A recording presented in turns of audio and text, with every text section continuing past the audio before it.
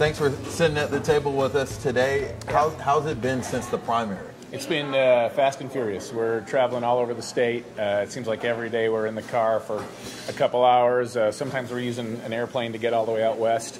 It's like a 6-hour drive all the way to the southwest corner, or sometimes you can fly and get more meetings in. But it's a big state, but we're hitting every part of it.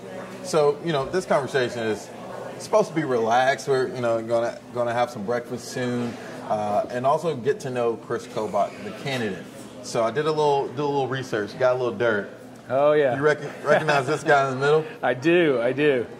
That was when I went out to, I think it was Washington State, and I won an Eagle Scout Award. And I think Sons of the American Revolution, and I was 17 or so at the time. And I had the cool photo gray glasses. You see those? They never quite went all the way clear inside, but they went dark outside. So that was like all the rage back in the early 80s. So would it be safe to say Kris Kobach was somewhat of a nerd? It would be safe. It would be safe to say that. You didn't play sports? I actually, my big sport was competitive water skiing. So during the summer, I was on the water all the time, slalom skiing, jumping. But no, during the school year, I was a debater. So I was debate geek during the school year, competitive water skiing. You were the head of the debate team, weren't you? I was, yeah.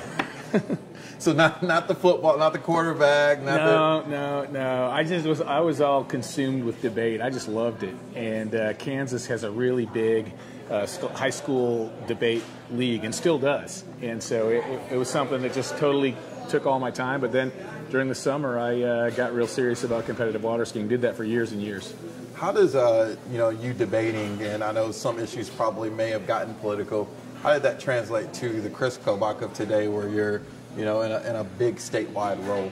I think that probably played a part in it. I first became interested in politics when I was in high school. I went to high school in Topeka, Washburn High School, and when you're debating issues, you start thinking about those issues, and you're thinking, well, what do I feel, and where's my point of view? And I realized when I was in high school that my views were conservative. I thought our taxes should be low. I thought government should be small, and that it should just get out of the way of businesses. So, it did affect who I am today.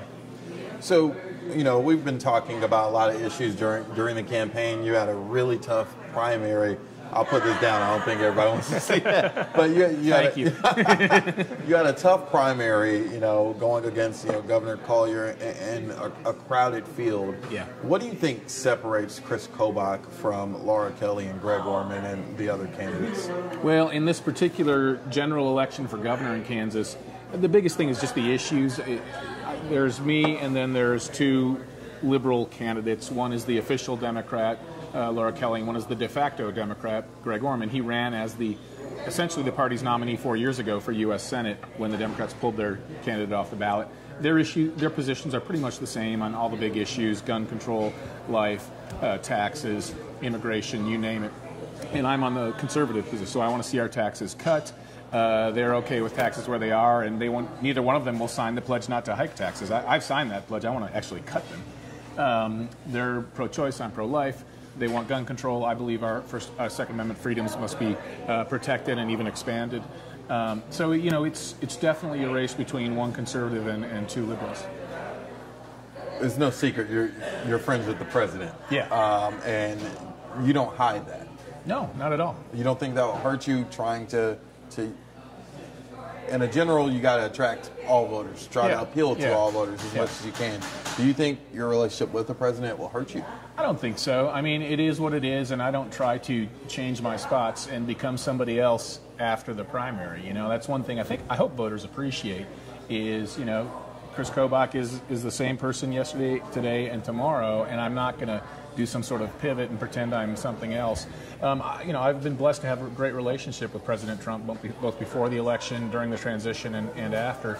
I think that helps. Even if a person agrees with me on 2/3 of the issues, but disagrees on the other third, the fact that I have that relationship with the president means that I can pick up the phone and call him and say, hey, Kansas farmers really need this, or businesses in the Kansas City metro are feeling this pressure. So that can help us to have a direct line to the chief executive of the federal government. I'm going to put you on the spot for a second. I'll let you take a sip because this is a big one. Okay. Tell me something that you do not like about the president, or that makes you say, I wish he didn't do that?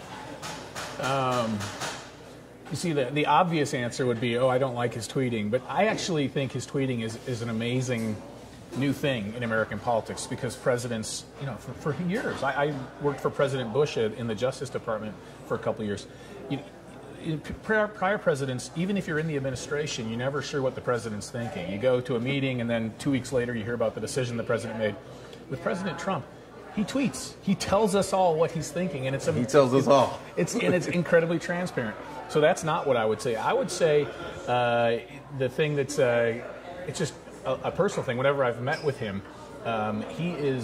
his mind's going in multiple different directions, and so you're there to talk about one topic, and so I'll be prepared, and I'll have all my notes, all my points to present to him, and then he'll start asking me about this topic, and I always feel silly if I haven't done my studying on this particular topic, and so he'll go all over the show, but that's the way his mind is. He's a businessman, and so he'll just start shooting questions at you, and 9 out of 10 questions I'll know the answer, but some of the others will think, sir, I don't know.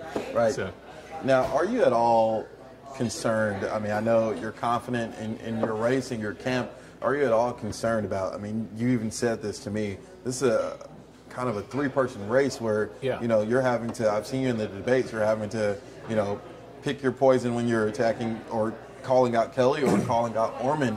Do you think Orman will hurt moderate Republicans that would possibly vote for you if this was a 2-person race? Well, it's a different answer to the question in a different context. So in the debates, it hurts me because it's me against 2 people on the other side. It's almost like they've got a team and I'm the solo side on the conservative side.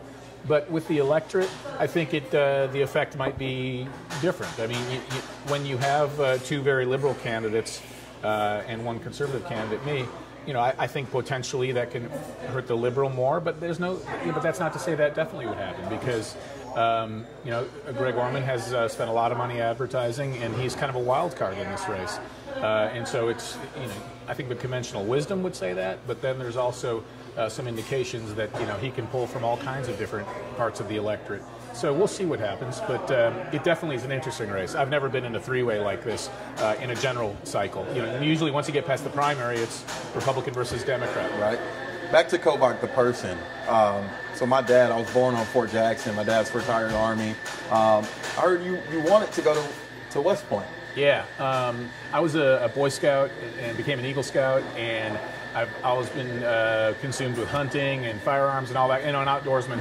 And I thought, being an officer in the Army would be awesome. But then when I came down with type 1 diabetes, that foreclosed that opportunity. I went to one of the recruiters and said, come on, there's got to be a job I can do. Maybe don't put me on the front line, but is there some way I can be in the military and not and still have diabetes? And they said, nope, flat prohibition. So that ended that hope. But I, then sort of refocused and got into Harvard. Really, decided I wanted to see if I could get into one of the top universities, and was blessed to be able to do so.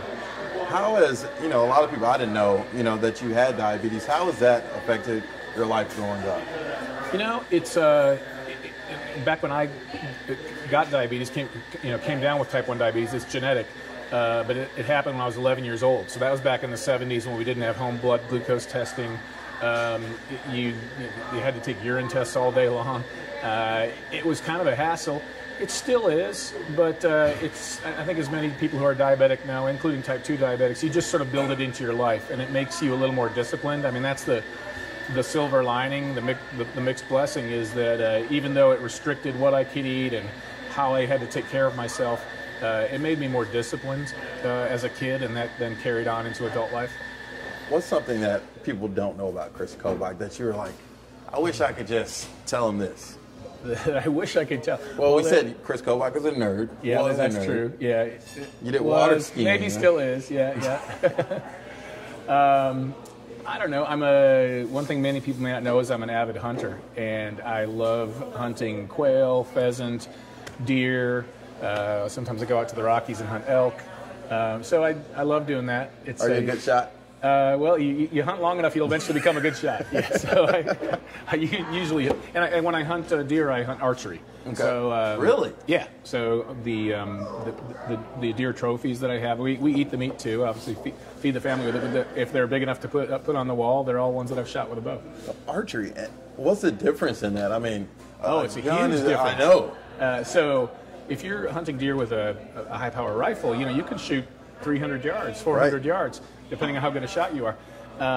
But with archery, you have to get that deer within 50 yards of you, which means you're up in a tree, you're spraying yourself with scent covering stuff, and you've got to be quiet, and you've got to put in a lot more time to figure out where the deer are moving to get that close to them. Yeah. So it's more challenging, but it's more exciting too, because when you draw back and let that arrow go, and if it's true, it's really it's a cool feeling, being able to achieve your, get your game and get the deer with the primitive tools of archery. Now bear in mind, today's bows and arrows are much more effective, say, than the ones that used centuries ago.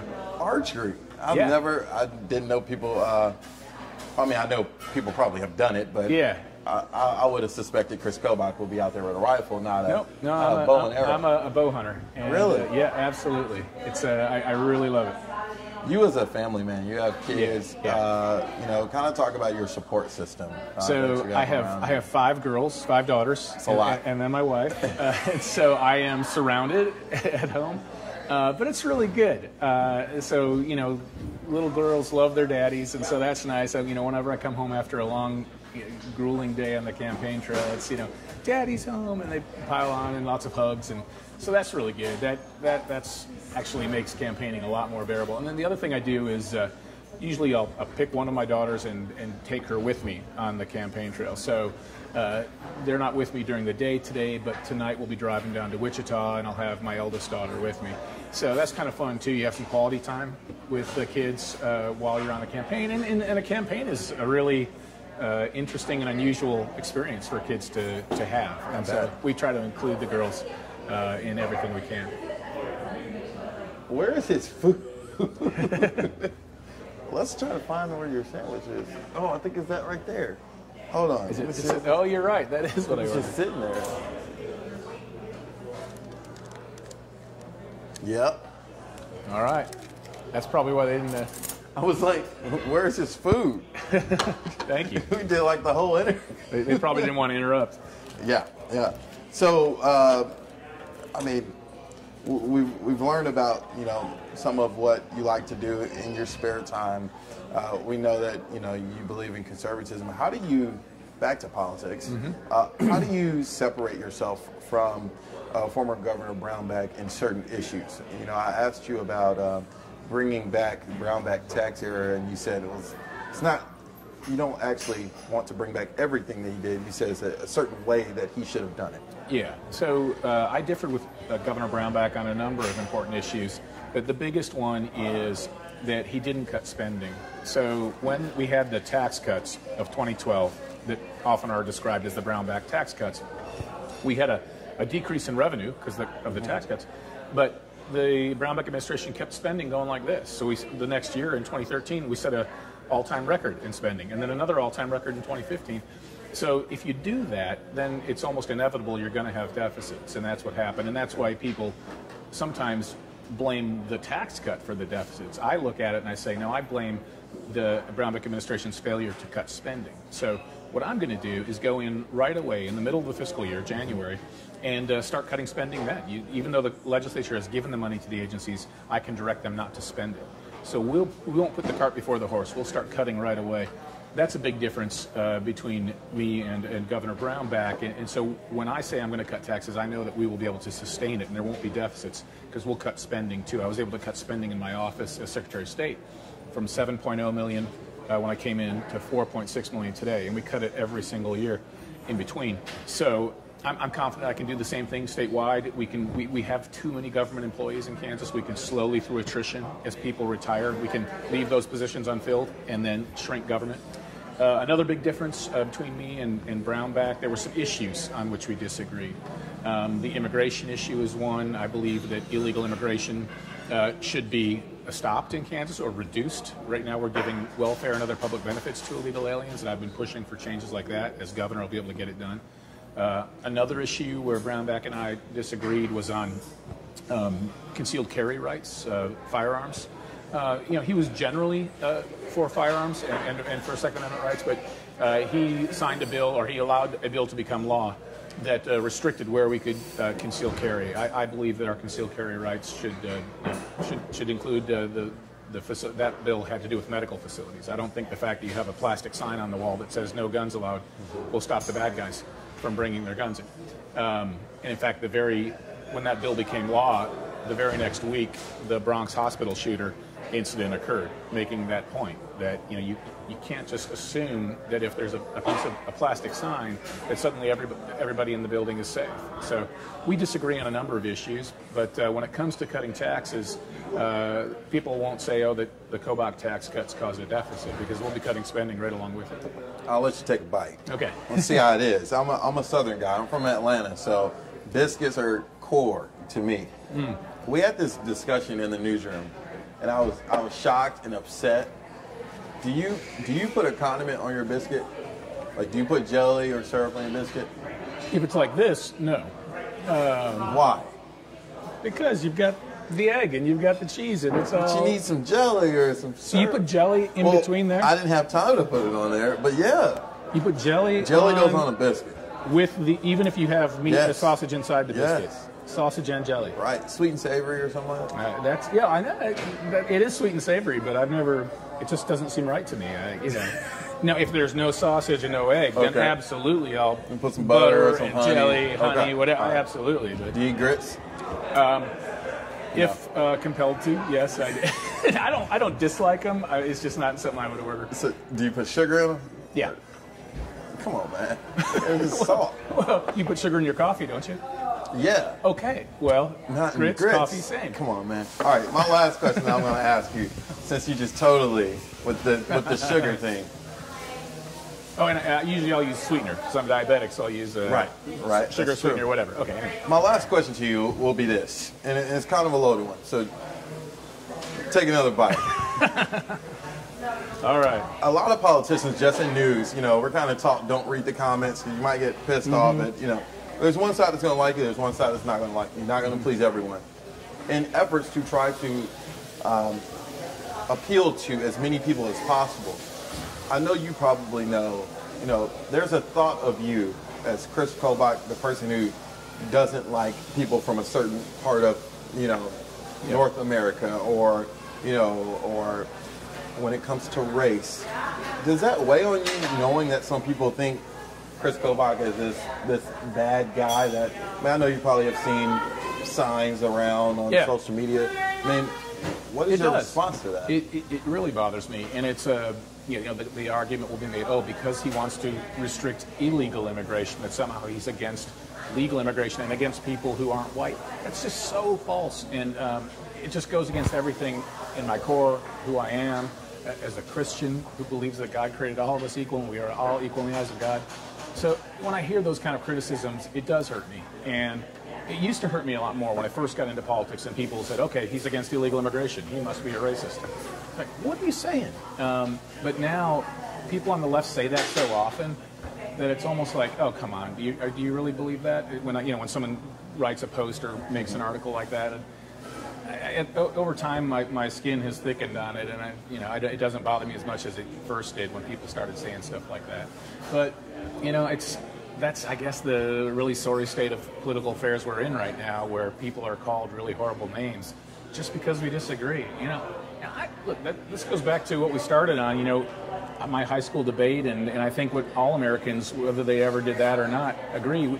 We should be able to disagree on this or that, but still be good friends at the end of the day and be polite to one another, and just feel like we can have a discussion and air our disagreements, but not get personal and say, well, because you disagree with me, you must have bad motivations or you must be a bad person.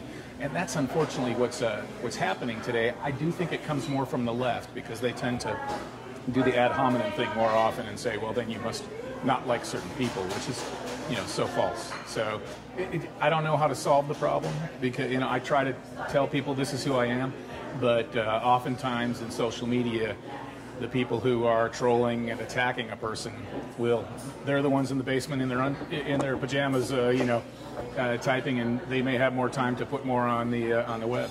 Gotcha. Kris Kobach, good luck in November. The midterms are right around the corner. And I'll forever look down on you for not putting jelly on a biscuit and sugar in your grits. All right. Thank you for Fair taking some enough. time with us. All right.